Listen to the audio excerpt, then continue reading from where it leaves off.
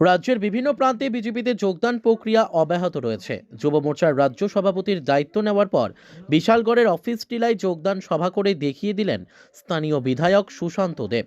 মঙ্গলবার বিশালগড় কেন্দ্রের অন্তর্গত অফিস টিলা, যে জায়গাটি সিপিএমের শক্ত ঘাঁটি হিসেবে পরিচিত, সেখানে যোগদান সভা হয়। ২৬টি পরিবারের ১০৫ জন ভোটার সিপিএমের সঙ্গ ছেড়ে ভারতীয় জনতা পার্টির পতাকার তলে সামিল হন। তাদের সকলকেই দলীয় পতাকা দিয়ে বরণ করে নেন এলাকার বিধায়ক তথা রাজ্য যুব মোর্চার সভাপতি সুশান্ত দেব। অনুষ্ঠানে ছিলেন মণ্ডলের অন্যান্য কার্যকর্তারা। স্বাভাবিকভাবেই ২৬টি পরিবার আনুষ্ঠানিকভাবে বিজেপিতে যোগদান করায় অফিস টিলা এলাকায় কিছুটা শক্তি বৃদ্ধি হলো শাসক শিবিরের। আপনারা বিগত দিনে আমাদের সরকারের পাশে ছিলেন, আগামী দিনে আমাদের সরকারের পাশে থাকবেন।